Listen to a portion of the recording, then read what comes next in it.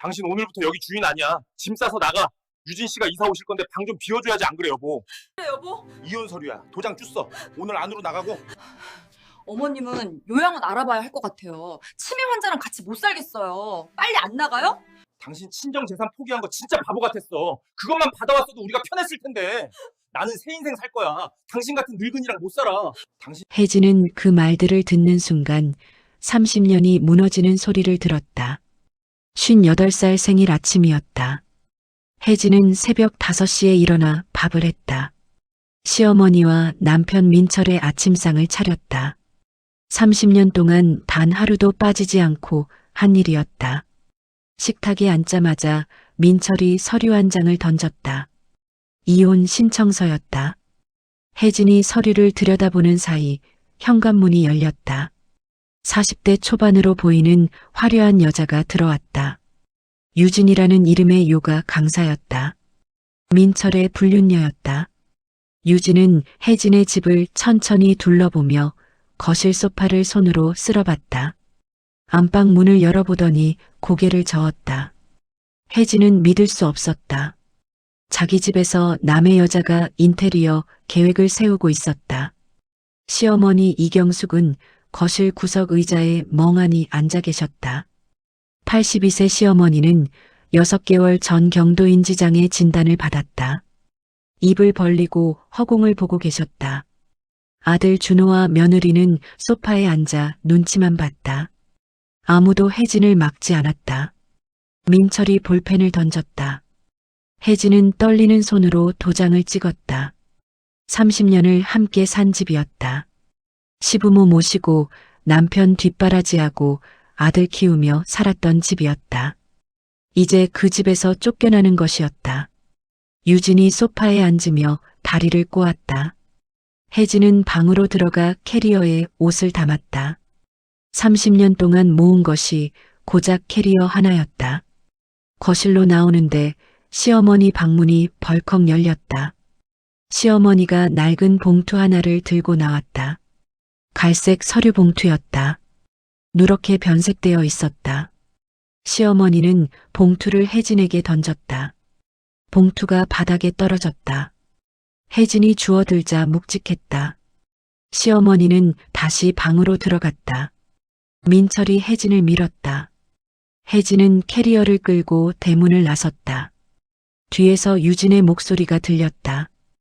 혜진은 뒤돌아보지 않았다. 11월 추운 바람이 얼굴을 때렸다. 혜진은 그대로 걸었다. 어디로 가야 할지 몰랐다. 30분을 걸었다. 송도 센트럴파크 벤치에 앉았다. 캐리어와 봉투를 옆에 두고 멍하니 앉아 있었다. 지나가는 사람들이 쳐다봤지만 신경 쓰지 않았다. 해가 중천에 떴다. 혜진은 봉투를 들었다. 버리라고 했지만 분리수거를 해야 했다. 봉투를 뜯었다. 안에서 서류 뭉치가 나왔다.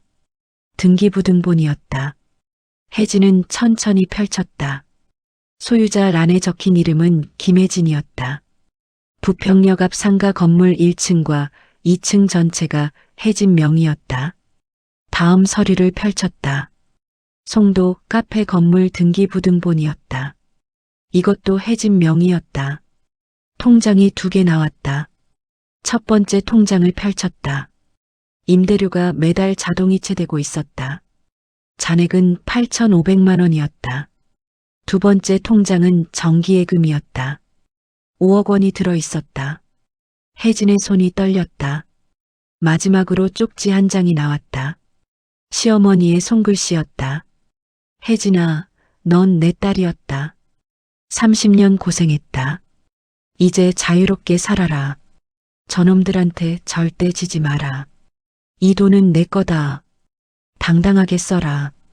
혜진은 그 자리에 주저앉아 울었다. 지나가는 사람들이 걱정스럽게 쳐다봤지만 혜진은 멈출 수 없었다.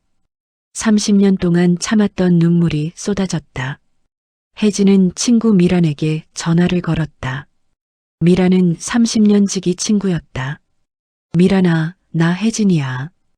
혜진아, 무슨 일이야? 목소리가 왜 그래? 오늘 하루만 재워줄 수 있어? 당장 와. 주소 보낼게. 미라는 부평에 빌라를 가지고 있었다. 혜진은 택시를 타고 미란의 집으로 향했다. 미란이 문을 열자마자 혜진을 안아줬다. 무슨 일이야? 혜진은 모든 것을 이야기했다. 생일날 이혼 서류를 받은 것, 불륜녀가 집에 들어온 것, 시어머니가 준 봉투 이야기까지 전부 털어놨다. 미라는 봉투 속 서류를 하나하나 확인했다. 혜진아, 이거 진짜야. 등기부등본도 진짜고 통장도 진짜야. 나도 믿기지 않아. 할머니가 너를 정말 사랑하셨나 봐. 미라는 눈물을 닦아줬다. 그날 밤 혜진은 미란의 집에서 잤다. 하지만 잠이 오지 않았다. 새벽 3시까지 서류를 반복해서 읽었다. 소유권 이전 날짜는 1년 전이었다. 시어머니가 경도인지장에 진단받기 전이었다. 시어머니는 모든 것을 계획하셨던 것이다. 혜진은 서류를 보며 시어머니와의 30년을 떠올렸다. 처음 시집 왔을 때 시어머니는 차갑게 대했다. 며느리 교육이라며 온갖 집안일을 시켰다. 새벽같이 일어나 밥하고 빨래하고 청소했다. 하지만 10년쯤 지나자 시어머니가 달라졌다. 어느 날 시어머니가 혜진의 손을 잡았다. 고생이 많구나. 그때 혜진은 울었다. 10년 만에 처음 들은 따뜻한 말이었다. 그 후로 시어머니는 혜진을 딸처럼 대했다. 민철이 혜진에게 함부로 하면 시어머니가 아들을 혼냈다. 친정 부모님이 돌아가셨을 때도 시어머니가 혜진을 안아줬다. 혜진에게 시어머니는 친정 어머니였다. 그런 시어머니가 경도인지장애 진단을 받았다. 혜진은 밤낮으로 시어머니를 돌봤다. 기저귀를 갈아주고 밥을 먹여줬다. 민철은 어머니 방에도 들어가지 않았다. 냄새나. 나 못해. 민철은 그렇게 말하고 돌아섰다. 혜진은 혼자서 시어머니를 돌봤다. 그런데 시어머니는 가끔 또렷했다. 어떤 날은 멍하다가도 어떤 날은 완전히 정상이었다. 혜진은 쪽지를 다시 읽었다. 저놈들한테 절대 지지 마라. 시어머니는 모든 것을 알고 계셨다. 다음 날 아침 혜진은 부동산 중개소로 향했다. 송도에 원룸을 계약했다. 보증금 5천만 원에 월세 60만 원짜리 신축 건물이었다. 깨끗하고 햇볕이 잘 들었다. 혼자 살기 딱 좋았다. 언제 입주하실 거예요? 오늘 당장 들어갈 수 있어요? 네, 가능합니다. 혜진은 계약금을 냈다. 통장에서 5천만 원을 인출했다. 생전 처음 자기 이름으로 집을 계약했다. 손이 떨렸지만 기분이 좋았다. 이사는 간단했다. 캐리어 하나가 전부였으니까. 미란이 도와주러 왔다. 혜진아, 침대랑 냉장고는 사야 하지 않아? 응, 오늘 주문할게. 두 사람은 가구점을 돌아다녔다. 침대와 냉장고, 세탁기, 식탁을 샀다. 전부 새 것이었다. 혜진은 30년 만에 처음으로 자기가 원하는 가구를 샀다. 가구가 배달되고 집이 꾸려졌다. 혜진은 새 집 베란다에서 바깥을 내다봤다. 송도 앞바다가 보였다. 이제 내 집이야. 혜진은 중얼거렸다.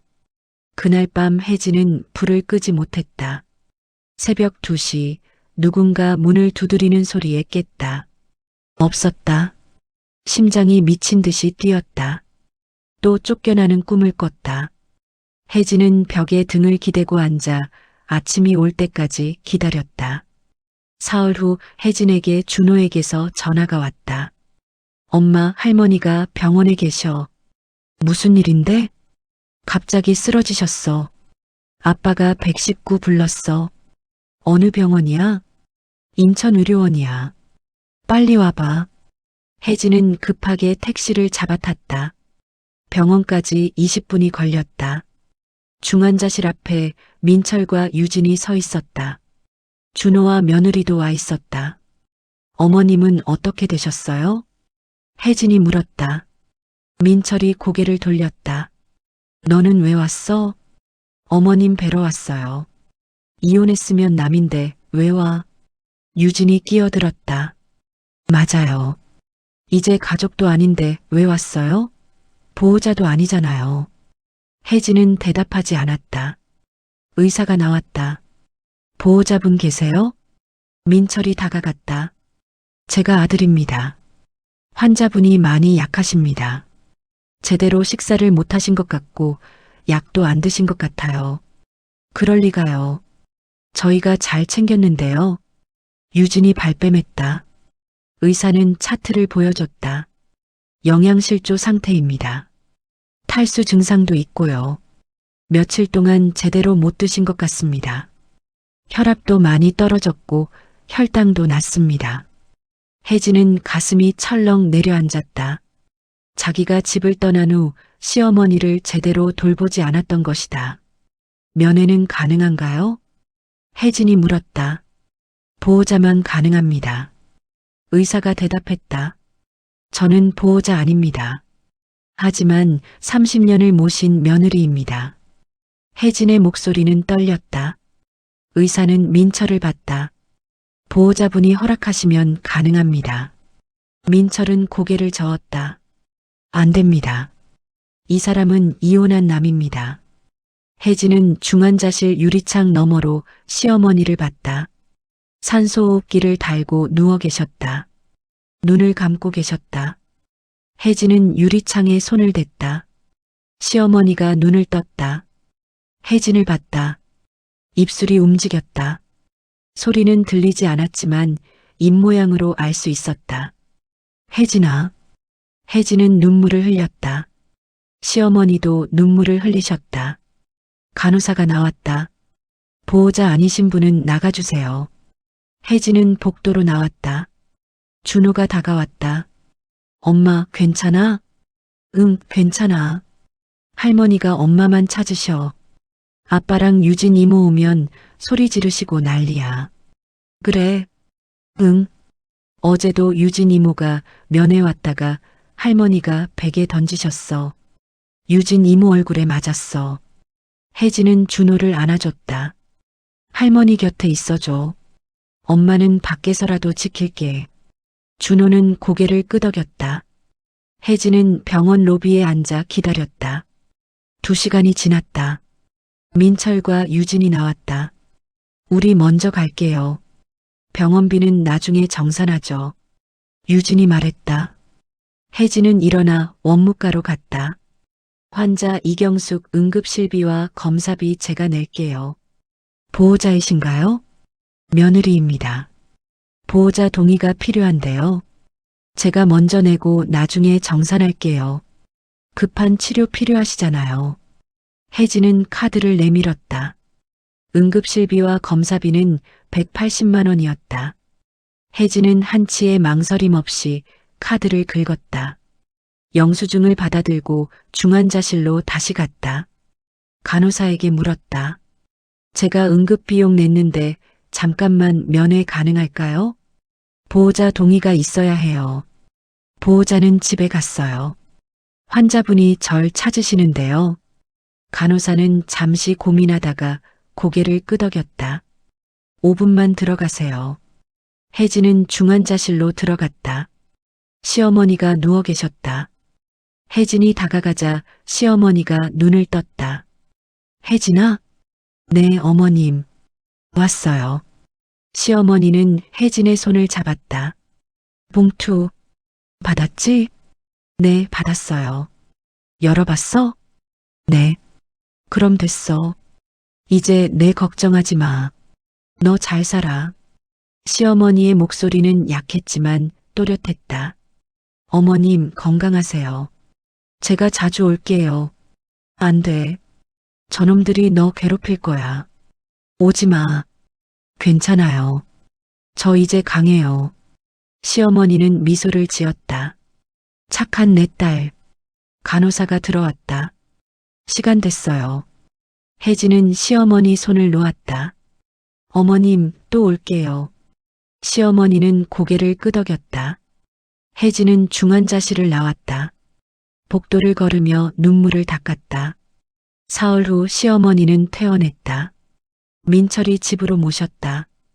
혜진은 병원 앞에서 지켜봤다. 민철이 휠체어를 밀고 나왔다. 시어머니는 민철을 보며 고개를 돌렸다. 유진이 차를 가져왔다. 시어머니를 차에 태우는데 시어머니가 소리를 질렀다. 싫어. 2년차 안 타. 유진의 얼굴이 굳었다. 어머님, 정신 차리세요. 민철이 시어머니를 억지로 태웠다. 차가 떠났다. 혜진은 그 모습을 보며 가슴이 아팠다. 일주일 후 혜진에게 준호에게서 메시지가 왔다. 엄마, 할머니가 밥을 안 드셔. 아빠는 출근하고 유진 이모는 할머니 방문 잠가놨어. 할머니가 계속 오세요. 혜진은 당장 집으로 달려갔다. 초인종을 눌렀다. 유진이 문을 열었다. 왜 왔어요? 어머님 뵈러 왔어요. 못 들어와요. 여긴 이제 제 집이에요. 당신 집 아니에요. 어머님 아프시다면서요? 그건 저희가 알아서 할 일이에요. 돌아가세요. 유진이 문을 닫으려고 했다. 혜진이 문을 밀었다. 비켜요. 혜진은 유진을 밀치고 들어갔다. 거실이 완전히 바뀌어 있었다. 새 소파와 새 TV가 놓여 있었다. 벽지도 새로 바뀌었고 커튼도 새 것이었다. 혜진이 30년 동안 가꾼 집의 흔적은 하나도 남아있지 않았다. 시어머니 방으로 갔다. 문이 밖에서 잠겨 있었다. 자물쇠가 새로 달려 있었다. 어머님, 저예요. 혜진이에요. 안에서 시어머니 목소리가 들렸다. 혜진아? 네, 문 열어드릴게요. 혜진은 유진을 돌아봤다. 열쇠 주세요. 왜 제가 줘야 해요? 지금 노인을 방에 가둬놓은 거예요? 가둔 게 아니에요. 어머님이 밖에 나오시면 위험하니까 안전을 위해서요. 안전? 밥은 주셨어요? 유진은 대답하지 않았다. 혜진은 휴대폰을 꺼냈다. 지금부터 녹음합니다. 노인학대로 신고하겠습니다. 유진의 얼굴이 굳었다. 잠깐만요. 열쇠 줄게요. 유진은 마지못해 열쇠를 가져왔다. 혜진은 문을 열었다. 시어머니가 침대에 앉아 계셨다. 머리가 헝클어져 있었고 옷이 더러웠다. 방 안에서 악취가 났다. 혜진아. 시어머니가 울먹였다. 혜진은 시어머니를 안았다. 어머님, 제가 왔어요. 배고파. 밥 안 줘. 화장실도 못 가게 해. 혜진은 시어머니를 부축해 일으켰다. 방을 돌아보니 물 한 잔도 없었다. 침대 옆에 요강이 놓여 있었다. 혜진은 분노가 치밀었다. 시어머니를 부축해 거실로 나왔다. 유진이 가로막았다. 어디 가는 거예요? 병원 갑니다. 보호자 동의 없이 못 데려가요. 동의 안 하시면 경찰 부를게요. 노인학대 신고하겠습니다. 방에 가둬놓고 밥도 안 주고 화장실도 못 가게 한 거 전부 신고할 거예요. 혜진은 시어머니를 부축해 엘리베이터를 탔다. 유진은 따라오지 못했다. 택시를 잡아타고 병원으로 향했다. 시어머니는 혜진의 어깨에 기대어 울었다. 혜진아, 고마워. 괜찮아요, 어머님. 이제 제가 모실게요. 병원에 도착해 응급실로 갔다. 의사가 시어머니를 진찰했다. 탈수가 심합니다. 며칠 동안 물도 제대로 못 드신 것 같아요. 입원 치료가 필요합니다. 입원시켜주세요. 혜진은 입원 수속을 밟았다. 보호자란에 자신의 이름을 썼다. 시어머니를 병실로 모시고 수액을 맞게 했다. 간호사가 씻겨드렸다. 혜진은 옷을 사러 나갔다. 백화점에서 시어머니 속옷과 잠옷을 샀다. 전부 새 것으로 샀다. 병실로 돌아오니 시어머니가 깨끗해져 있었다. 어머님, 옷 사왔어요. 고마워, 혜진아. 시어머니는 혜진의 손을 꼭 잡았다. 그날 밤 혜진은 병실에서 시어머니를 지켰다. 간이 침대를 깔고 옆에서 잤다. 시어머니가 한밤중에 깼다. 혜진아, 자니? 아니요, 어머님. 깨어 있어요. 너한테 미안해. 무슨 말씀을? 내가 아들을 잘못 키웠어. 그래서 내가 고생했지. 아니에요, 어머님. 아니야. 내 잘못이야. 내가 아들을 망쳤어. 시어머니는 눈물을 흘렸다. 혜진도 눈물을 흘렸다. 어머님, 괜찮아요. 이제 다 괜찮아요. 혜진아, 너 행복하게 살아야 해. 약속해. 네, 어머님. 약속할게요. 두 사람은 손을 꼭 잡고 있었다. 다음 날 아침 민철이 병원에 나타났다. 유진도 함께였다. 당신 무슨 권리로 우리 어머니를 데려왔어? 민철이 소리쳤다. 어머님이 아프셔서 모셨어요. 보호자 동의도 없이? 동의 구할 시간이 없었어요. 급했으니까요. 유진이 끼어들었다. 어머님을 방에 가뒀다고 했다면서요? 그게 말이 돼요? 아니면 뭐예요? 자물쇠까지 달아놓고. 그건 안전을 위해서였어요. 안전? 밥도 안 주고 물도 안 주고 화장실도 못 가게 하는 게 안전이에요? 혜진의 목소리가 높아졌다. 의사가 들어왔다. 여기 병실인데 조용히 해주세요. 죄송합니다. 혜진이 사과했다. 민철은 의사에게 물었다. 우리 어머니 상태가 어떻습니까? 탈수와 영양실조입니다. 며칠만 늦었어도 위험했을 겁니다. 민철의 얼굴이 굳었다. 그럴 리가 없는데요. 환자분 몸 상태가 그렇습니다. 거짓말 안 합니다. 의사는 차트를 보여줬다. 체중도 한 달 사이 7kg 빠졌습니다. 노인학대 의심 소견을 경찰에 보고할 의무가 있습니다. 민철은 할 말을 잃었다. 유진이 변명했다. 어머님이 입맛이 없다고 하셔서. 입맛이 없으면 더 신경 써야죠. 가족이라면 말입니다. 의사는 차갑게 말하고 나갔다. 시어머니가 눈을 떴다. 민철을 보더니 고개를 돌렸다. 보기 싫어. 엄마, 저예요. 민철이요. 알아. 가라고. 시어머니는 눈을 감았다. 민철은 당황했다. 엄마, 왜 이러세요? 시어머니는 대답하지 않았다. 유진이 민철의 팔을 잡았다. 여보, 일단 나가요.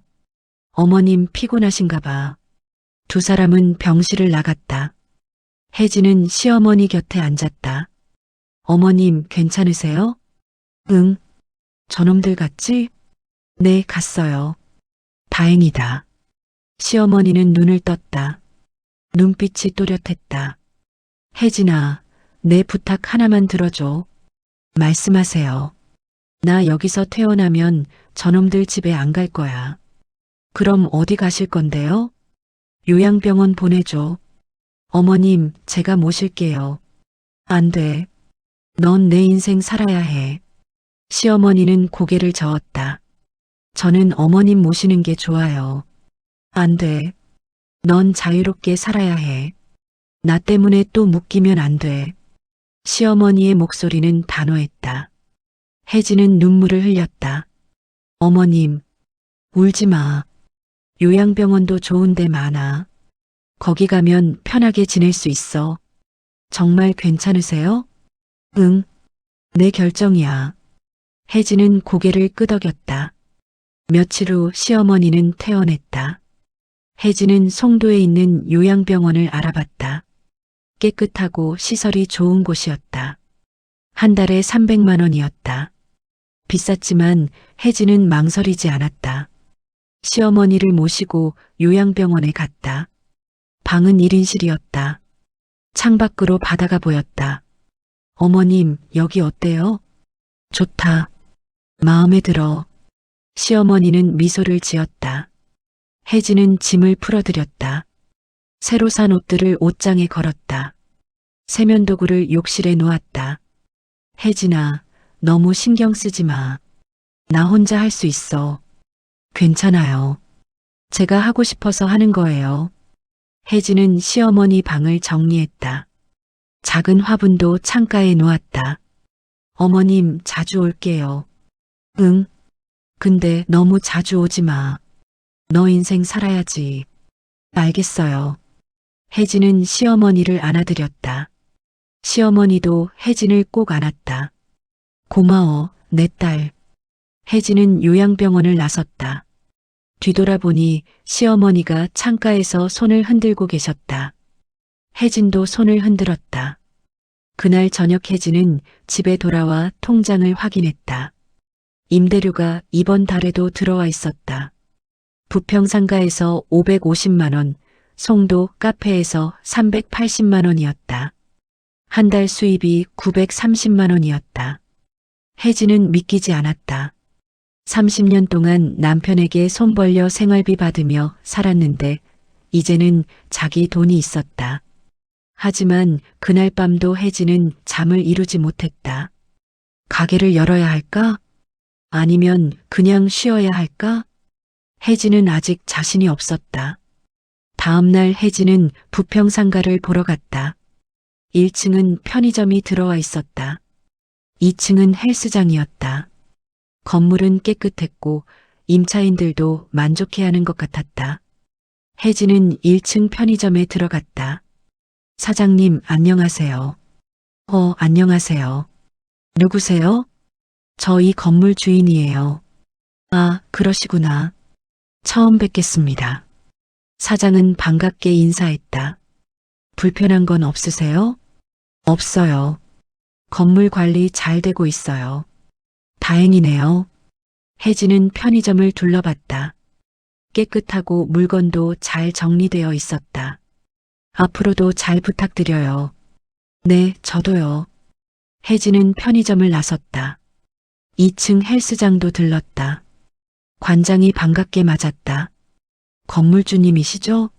반갑습니다. 네, 처음 뵙겠습니다. 건물 좋아요. 저희 회원들도 만족해해요. 다행이네요. 혜진은 헬스장을 둘러봤다. 깨끗하고 시설도 좋았다. 송도 카페도 가봤다. 2층 건물 전체가 카페였다. 1층은 홀이고 2층은 루프탑이었다. 손님들이 많았다. 카페 사장이 혜진을 알아봤다. 건물주님 오셨어요? 네, 한번 보러 왔어요. 커피 한 잔 드세요. 사장은 아메리카노를 내왔다. 혜진은 커피를 마시며 카페를 둘러봤다. 인테리어가 예뻤고 분위기가 좋았다. 장사 잘 되시나 봐요. 네, 덕분에요. 위치도 좋고 건물도 좋아서요. 다행이네요. 혜진은 카페를 나서며 생각했다. 시어머니가 이 건물들을 평생 관리하셨구나. 임차인들을 만나고 건물을 돌보셨구나. 그리고 그 모든 것을 자기에게 물려주셨구나. 혜진은 가슴이 벅찼다. 며칠 후 혜진에게 민철에게서 전화가 왔다. 당신 우리 어머니 어디 모셨어? 요양병원이요. 어느 요양병원? 왜요? 당연히 알아야지. 우리 어머니인데. 혜진은 병원 이름을 알려줬다. 전화를 끊고 나서 불안했다. 민철이 시어머니를 괴롭히지 않을까? 다음 날 혜진은 요양병원에 갔다. 시어머니 방 앞에 민철과 유진이 서 있었다. 어머니, 집으로 가요. 민철이 말했다. 싫어. 나 여기 좋아. 시어머니는 고개를 저었다. 여기 한 달에 300만 원이에요. 우리가 어떻게 내요? 유진이 끼어들었다. 내가 낼 거야. 시어머니가 말했다. 어머니 돈이 어디 있어요? 있어. 내 돈 있어. 어디 있는데요? 민철이 다그쳤다. 혜진이 방으로 들어갔다. 무슨 일이에요? 당신은 왜 또 왔어? 민철이 인상을 찌푸렸다. 어머님 뵈러 왔어요. 우리 가족끼리 이야기하는 중이니까 나가줘. 어머님도 가족이고 저도 30년을 모신 며느리예요. 혜진은 물러서지 않았다. 유진이 소리쳤다. 이혼했으면 남이라고 몇 번을 말해야 알아들어요? 법적으로는 남일지 몰라도 마음으로는 가족이에요. 혜진도 지지 않았다. 시어머니가 일어섰다. 다들 나가. 시끄러워. 엄마, 우리는 나가라고. 내 방에서 나가. 시어머니가 소리를 질렀다. 간호사가 급하게 들어왔다. 환자분이 흥분하시면 안 됩니다. 모두 나가주세요. 민철과 유진은 어쩔 수 없이 나갔다. 혜진도 나가려다 시어머니가 붙잡았다. 혜진이는 있어. 어머님, 괜찮아. 넌 내 딸이니까. 간호사는 아무 말 없이 나갔다.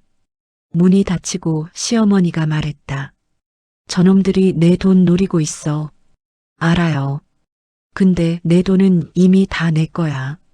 어머님, 저놈들한테는 한 푼도 안 줄 거야.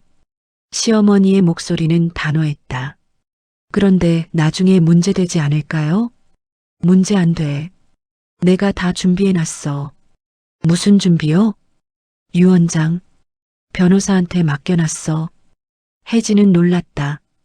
유언장이요? 응. 1년 전에 썼어. 경도인지장에 진단받기 전에. 내용이 뭔데요? 내 재산 전부 내 거야. 저놈한테는 법적으로 최소한만 줄 거야. 혜진은 손이 떨렸다. 어머님, 너무 과하지 않아요? 과해? 아니야. 당연한 거야. 넌 30년 동안 우리 집을 지켰어.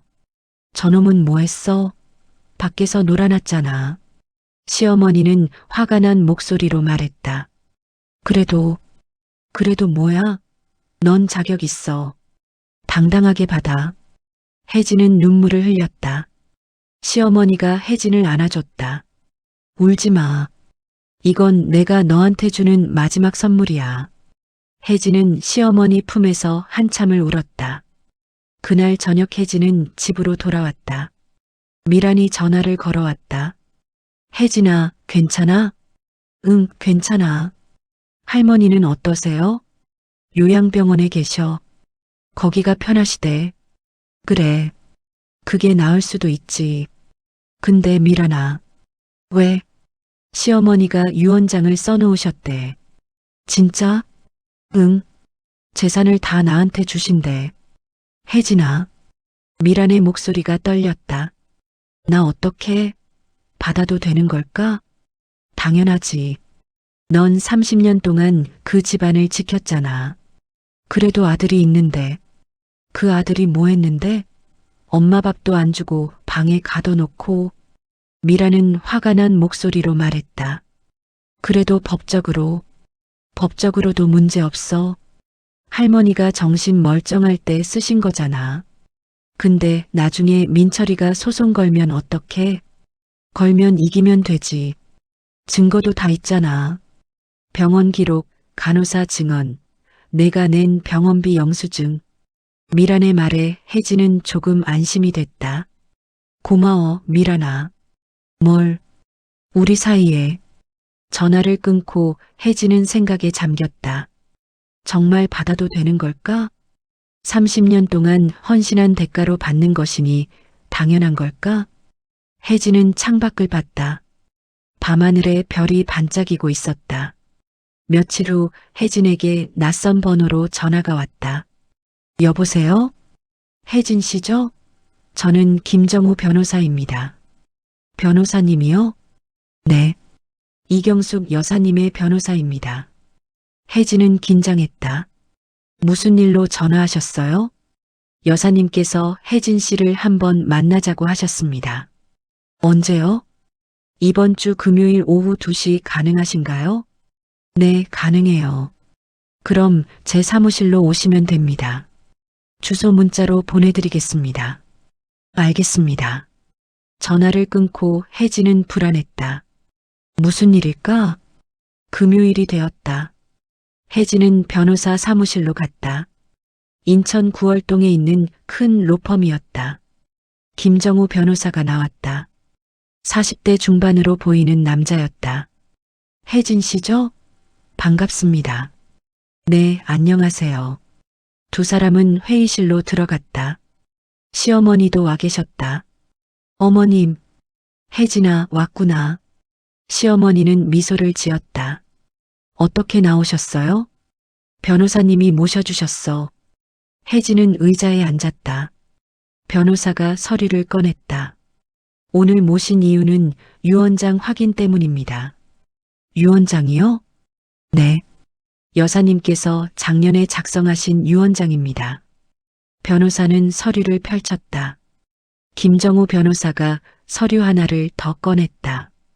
여사님은 경도인지장애 진단 이전에 유언을 작성하셨습니다.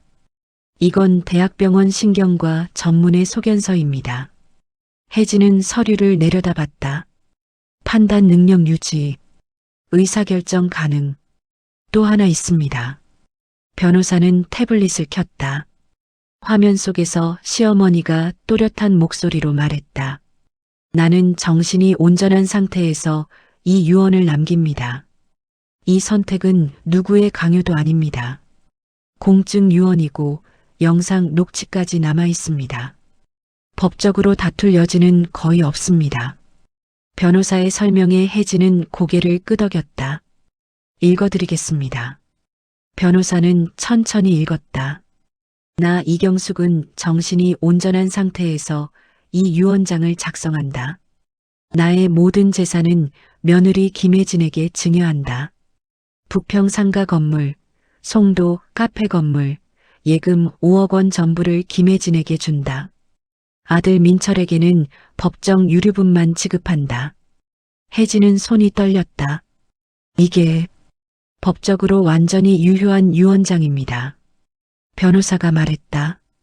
작성일은 작년 3월이고 경도인지장애 진단은 작년 6월입니다. 정신이 온전할 때 작성하신 거죠. 혜진은 시어머니를 봤다. 시어머니는 고개를 끄덕였다. 혜진아 받아. 내 거야. 어머님, 넌 자격 있어. 30년 동안 고생했잖아. 혜진은 눈물을 흘렸다. 변호사가 티슈를 건넸다. 혜진 씨, 이 유언장은 제가 안전하게 보관하고 있습니다. 여사님이 돌아가시면 그때 공개됩니다. 알겠습니다. 그리고 한 가지 더. 변호사는 다른 서류를 꺼냈다. 요양병원 장기 입원비는 제가 관리하는 여사님 별도 계좌에서 자동이체됩니다. 혜진 씨가 부담하실 필요 없습니다. 다만 응급실이나 이송 비용 같은 일시적 지출은 별도입니다. 네.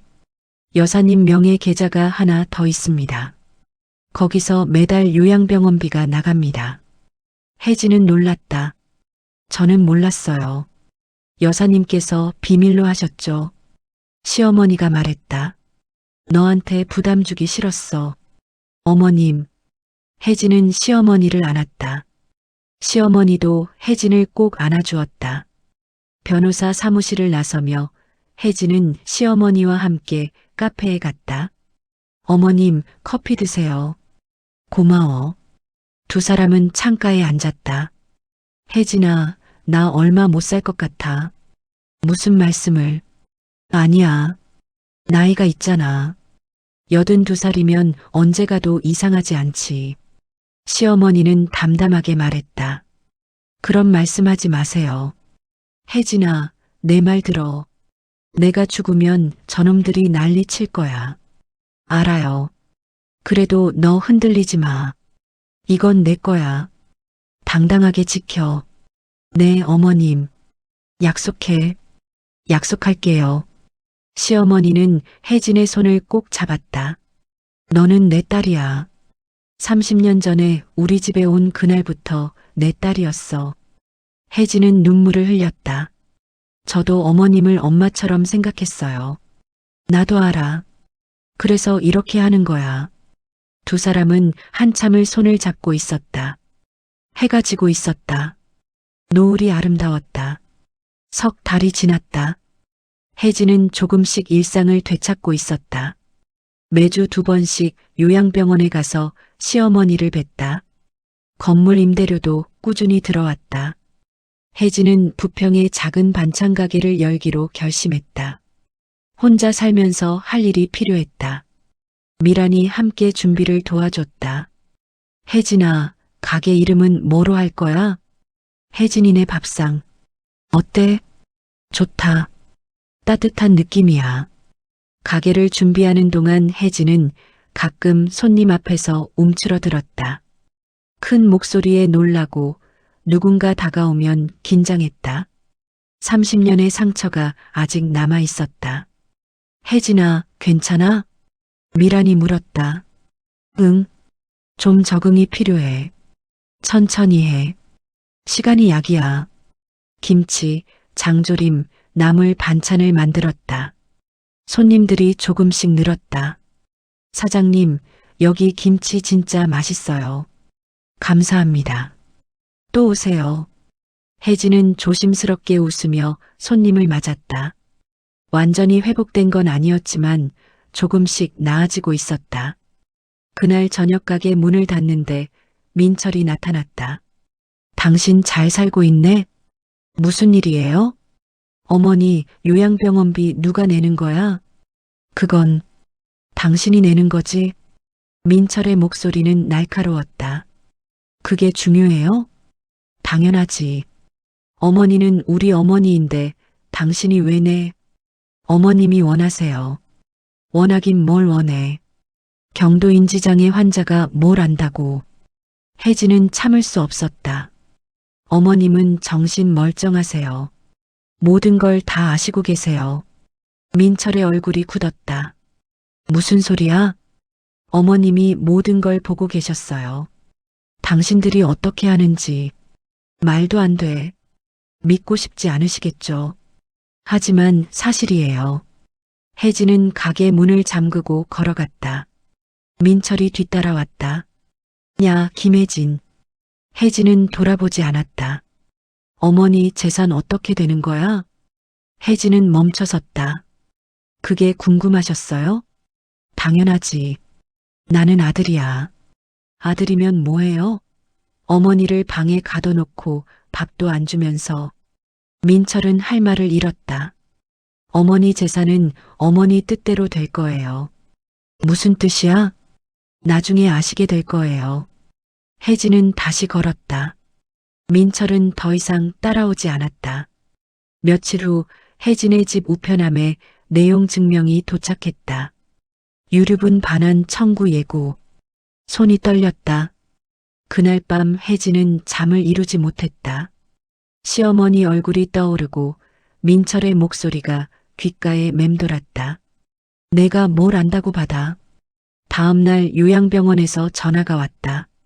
아드님께서 보호자 변경 요청을 하셨습니다. 혜진은 그 자리에서 변호사에게 전화했다. 이미 조치했습니다. 변호사의 목소리는 단호했다. 보호자 지정서, 병원비 납부 내역, 노인학대 신고 접수 기록까지 전부 제출해 두었습니다. 법원 가처분 신청도 준비되어 있습니다. 혜진은 안도의 한숨을 쉬었다. 감사합니다. 흔들리지 마세요. 우리가 준비한 게 훨씬 많습니다. 며칠 후 혜진은 요양병원에 갔다. 시어머니 상태가 안 좋아졌다는 연락을 받았다. 병실에 들어가니 시어머니가 누워 계셨다. 얼굴이 많이 수척해지셨다. 어머님, 혜진아 왔구나. 시어머니는 희미하게 웃었다. 어디 아프세요? 나이가 있으니까 그렇지 뭐. 의사 선생님은 뭐래요? 별말 안 하시더라. 근데 나는 알아. 얼마 안 남은 거. 그런 말씀하지 마세요. 혜진은 시어머니 손을 잡았다. 혜진아, 내 말 들어. 네, 어머님. 나 죽으면 민철이가 난리 칠 거야. 알아요. 유언장 있으니까 걱정하지 마. 변호사님이 다 처리하실 거야. 네. 그리고 너 약속 기억하지? 네, 기억해요. 흔들리지 마. 당당하게 살아. 네, 어머님. 시어머니는 눈을 감았다. 숨소리가 약했다. 혜진은 시어머니 곁에 앉아 손을 잡고 있었다. 1시간쯤 지나자 시어머니가 눈을 떴다. 혜진아, 아직 있니? 네, 여기 있어요. 고마워. 끝까지 곁에 있어줘서. 당연한 거예요. 너는 정말 착한 딸이야. 시어머니는 다시 눈을 감았다. 그날 밤 시어머니는 편안하게 돌아가셨다. 혜진이 손을 잡고 있을 때였다. 간호사가 급하게 들어왔다. 하지만 이미 늦었다. 보호자분, 환자분이 임종하셨습니다. 혜진은 시어머니를 안았다. 어머님, 편히 쉬세요. 눈물이 쏟아졌다. 30년을 함께한 시어머니였다. 혜진에게 친정 어머니보다 더 큰 사랑을 주신 분이었다. 민철에게 전화를 걸었다.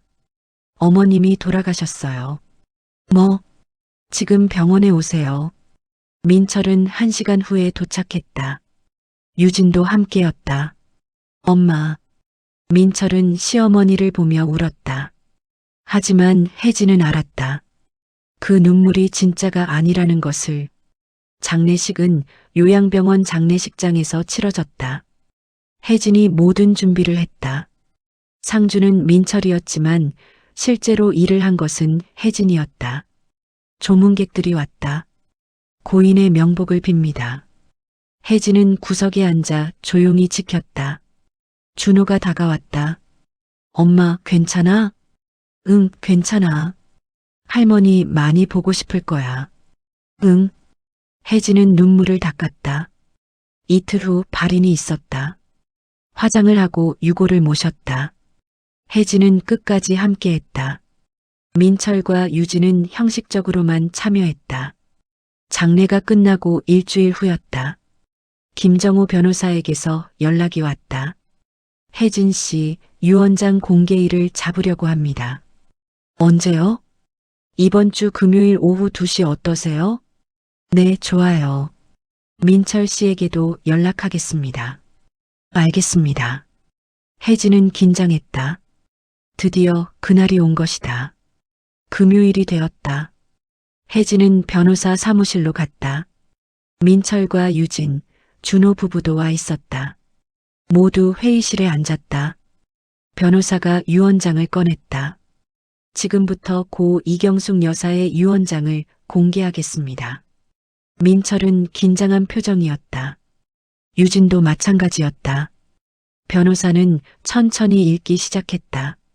나 이경숙은 정신이 온전한 상태에서 이 유언장을 작성한다. 변호사의 목소리가 회의실에 울렸다. 나의 모든 재산은 며느리 김혜진에게 증여한다. 민철이 벌떡 일어섰다. 뭐라고요? 앉으세요. 계속 읽겠습니다. 변호사는 계속했다. 부평 상가 건물 1층과 2층, 송도 카페 건물 전체, 예금 5억 원을 김혜진에게 준다. 유진이 소리쳤다. 말도 안 돼요. 어머님은 경도인지장의 환자였어요. 이 유언장은 작년 3월에 작성되었습니다. 경도인지장의 진단은 작년 6월입니다. 변호사는 서류를 보여줬다. 정신이 온전할 때 작성하신 겁니다. 대학병원 신경과 전문의 소견서도 있습니다. 민철이 책상을 쳤다. 이건 무효예요. 혜진이가 엄마를 꼬드긴 거라고요. 증거가 있습니까? 증거는 당연히 있죠. 어떤 증거입니까? 민철은 대답하지 못했다. 변호사가 태블릿을 켰다. 영상 재생하겠습니다. 화면 속에서 시어머니의 얼굴이 나타났다. 민철아, 이건 버리다. 장례식장이 조용해졌다. 내가 며느리를 어떻게 대했는지, 내가 나를 어떻게 버렸는지 나는 다 봤다. 민철의 얼굴이 하얗게 질렸다. 나는 경도인지장의 진단을 받기 전에 이 결정을 했다. 아무도 나를 꼬드기지 않았다. 이건 내 선택이다. 시어머니의 목소리는 또렷했다. 혜진아, 당당하게 살아라. 이건 내가 받을 자격이 있는 거야. 영상이 끝났다. 회의실이 조용했다. 변호사는 계속 읽었다. 아들 민철에게는 법정 유류분만 지급한다. 유류분이 얼마예요? 민철이 다급하게 물었다. 전체 재산의 약 10%입니다. 10%요? 고작 10%? 법정 유류분이 그렇습니다. 민철은 주저앉았다. 유진이 울기 시작했다. 이럴 수가. 우리가 얼마나 어머님을 잘 모셨는데. 혜진이 조용히 말했다. 잘 모셨다고요? 뭐, 어머님을 방에 가둬놓고 밥도 안 주고 그게 잘 모신 거예요? 유진의 얼굴이 하얗게 질렸다. 그건 병원 기록 다 있어요. 영양실조, 탈수, 체중 감소, 전부 증거로 남아 있어요. 노인학대 신고 기록도 있고요. 민철이 소리쳤다. 그래도 나는 아들이야. 법적으로 아들이라고. 변호사가 끼어들었다. 법적으로도 유언장이 우선입니다. 유류분은 받으실 수 있지만 나머지는 유언대로 집행됩니다. 무효 소송 걸 거예요. 유진이 외쳤다. 그러십시오. 변호사는 차분했다. 하지만 승소 가능성은 매우 낮습니다.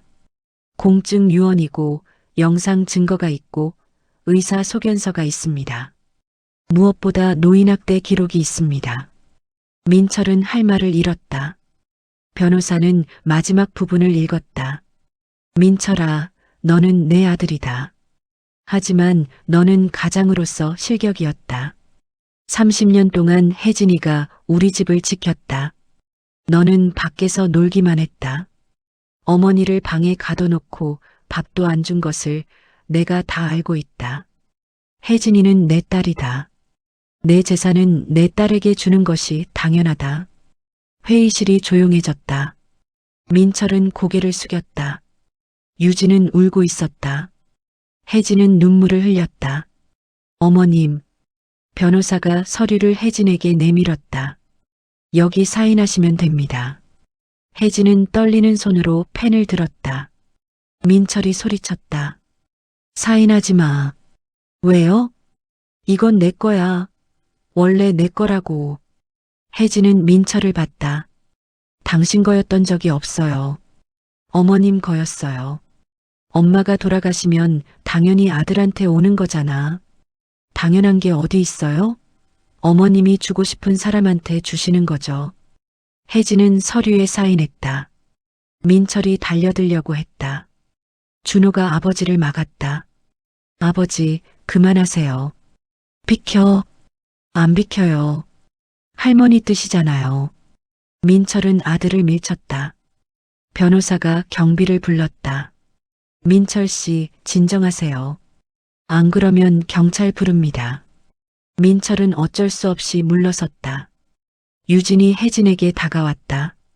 제발 조금만 나눠줘요. 우리 빚이 너무 많아요. 그건 당신들이 만든 빚이에요. 제발이요. 유진은 무릎을 꿇었다. 혜진은 고개를 저었다. 안 됩니다. 어머님 뜻을 따를 거예요. 유진은 바닥에 주저앉아 울었다. 혜진은 회의실을 나왔다. 준호가 따라 나왔다. 엄마, 괜찮아? 응, 괜찮아. 할머니가 엄마한테 주신 거 당연해. 엄마가 제일 고생했잖아. 혜진은 준호를 안았다. 고마워, 준호야. 나는 엄마 편이야. 항상. 두 사람은 건물을 나섰다. 햇살이 따뜻했다. 혜진은 하늘을 올려다봤다. 어머님, 감사합니다. 일주일 후 민철은 무효 소송을 제기했다. 예상했던 일이었다. 혜진은 변호사와 함께 재판을 준비했다. 첫 재판날이 왔다. 법정에 민철과 유진이 앉아 있었다. 판사가 입장했다. 원고 측 주장을 들어보겠습니다. 민철의 변호사가 일어섰다. 피상속인은 경도인지장의 환자였습니다. 유언장 작성 당시 정신이 온전하지 않았을 가능성이 있습니다. 증거가 있습니까? 병원 진단서가 있습니다. 변호사는 서류를 제출했다. 판사가 확인했다. 진단일이 언제입니까? 작년 6월입니다. 유언장 작성일은 작년 3월입니다. 3개월 차이가 나는데요. 판사가 지적했다. 민철의 변호사는 당황했다. 하지만 경도인지장에는 진단 전부터 진행되었을 가능성이 있습니다. 추정일 뿐 증거는 아닙니다. 판사는 피고 측을 봤다. 피고 측 반박하시겠습니까? 김정우 변호사가 일어섰다. 네, 재판장님. 유언장 작성 당시 피상속인은 정신이 완전히 온전했습니다. 증거가 있습니까? 네. 담당 의사의 소견서와 유언장 작성 당시 영상 녹취가 있습니다. 변호사는 서류와 USB를 제출했다. 판사가 USB를 재생했다. 시어머니의 목소리가 법정에 울렸다. 나 이경숙은 정신이 온전한 상태에서 유언합니다. 내 재산은 며느리 김혜진에게 전부 줍니다. 목소리는 또렷했다. 민철아, 너는 혜진이를 버렸지. 30년을 함께 산 아내를 60세 생일날 쫓아냈지. 나는 다 알고 있다. 불륜녀를 집에 들였지. 나를 방에 가둬놓고 밥도 안 줬지. 다 알고 있었다. 민철의 얼굴이 하얗게 질렸다. 혜진이는 30년 동안 우리 집을 지켰다. 나를 친딸처럼 모셨다. 내 재산은 혜진이가 받을 자격이 있다. 이것이 내 뜻이다. 녹음이 끝났다. 법정이 조용했다. 판사가 물었다. 원고 측 반박하시겠습니까? 민철의 변호사는 고개를 숙였다. 없습니다. 재판은 빠르게 진행되었다. 증인으로 요양병원 간호사가 나왔다. 환자분은 정신이 멀쩡하셨습니다. 가끔 혼란스러워 하시긴 했지만 기본적인 판단력은 유지하고 계셨어요. 왜 그렇게 생각하셨나요? 아들분이 오시면 불안해하시다가 며느리분이 오시면 완전히 안정되셨어요. 또렷하게 말씀하시고 농담도 하시고. 간호사의 증언이 끝났다. 다음 증인은 부평상가 임차인이었다. 건물주님은 1년 전까지 직접 건물을 관리하셨어요. 매달 오셔서 점검하시고 문제 있으면 바로 해결해 주셨어요. 경도인지장애 환자가 그렇게 할 수 있나요? 증언들이 쌓였다. 민철은 점점 고개를 숙였다. 마지막 재판날이었다. 판사가 판결을 선고했다. 원고의 청구를 기각합니다. 민철이 벌떡 일어섰다. 재판장님, 조용히 하십시오. 이건 불공평해요. 한 번 더 소란 피우시면 퇴정 명령 내리겠습니다. 민철은 입을 다물었다. 판사는 계속했다. 피상속인의 유언장은 법적으로 완전히 유효합니다. 정신이 온전할 때 작성했고 증인과 영상 증거도 있습니다. 원고는 피상속인을 제대로 부양하지 않았고 오히려 학대했다는 증거가 있습니다. 피고는 30년 동안 피상속인을 정성껏 모셨습니다. 유언장대로 집행하는 것이 타당합니다. 판결문을 읽는 판사의 목소리는 단호했다. 원고는 법정 유류분만 받을 수 있습니다. 나머지 재산은 모두 피고에게 귀속됩니다. 망치 소리가 울렸다. 재판이 끝났다. 혜진은 김정우 변호사와 악수했다. 감사합니다. 축하합니다. 정당하게 받으신 겁니다. 법정을 나서는데 민철이 가로막았다. 혜진아, 비켜주세요. 미안해. 내가 잘못했어. 민철은 눈물을 흘렸다. 이제 와서 미안하다고 해서 뭐가 달라져요? 나 정말 후회해. 너를 버린 거 후회해도 소용없어요. 이미 끝났어요. 혜진은 민철을 지나쳤다. 유진도 복도에서 기다리고 있었다. 혜진 씨, 제발 조금만. 안 됩니다. 혜진은 단호하게 말하고 건물을 나섰다. 밖에서 준호가 기다리고 있었다. 엄마, 축하해. 고마워, 준호야. 이제 편하게 사세요. 응, 그럴게. 혜진은 미란에게 전화했다. 미란아, 나 이겼어. 진짜?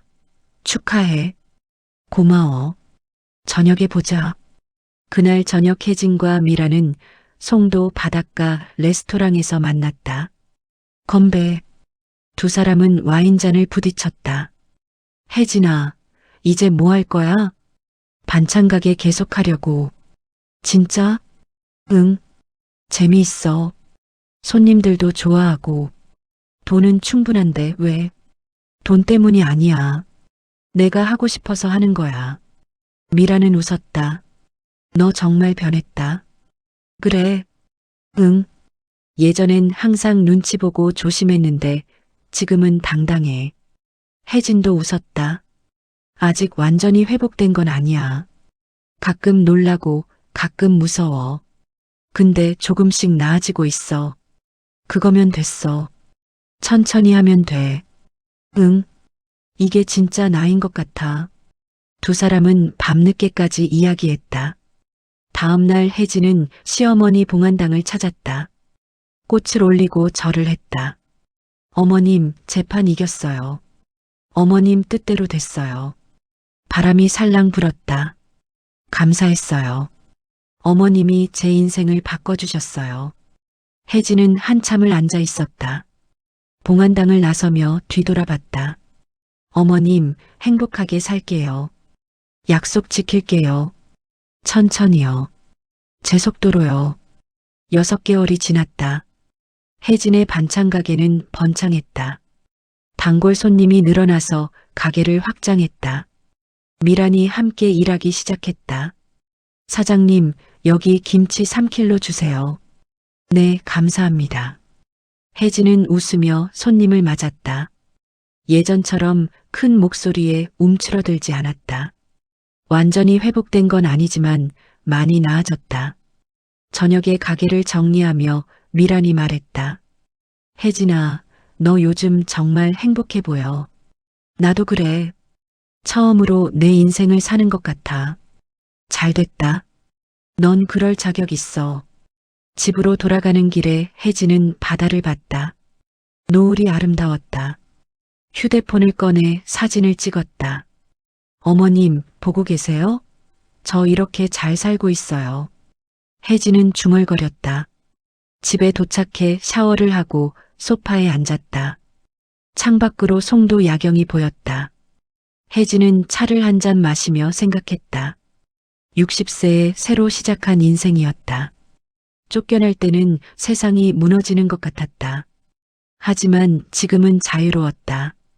더 이상 누구 눈치도 보지 않았다. 자기 이름으로 집이 있었고 자기 돈이 있었다. 하고 싶은 일을 하며 살았다. 어머님, 정말 감사해요. 혜진은 눈물을 닦았다. 행복의 눈물이었다. 그날 밤 혜진은 편안하게 잠들었다. 불을 켤 필요도 없었다. 30년 만에 처음으로 평화로운 밤이었다. 60세 생일날 쫓겨난 여자는 없었다. 이제 60세에 새로운 인생을 시작한 김혜진이 있었다. 천천히 회복하고 천천히 성장하는 김혜진이 있었다. 당당하고 자유로운 김혜진이 있었다.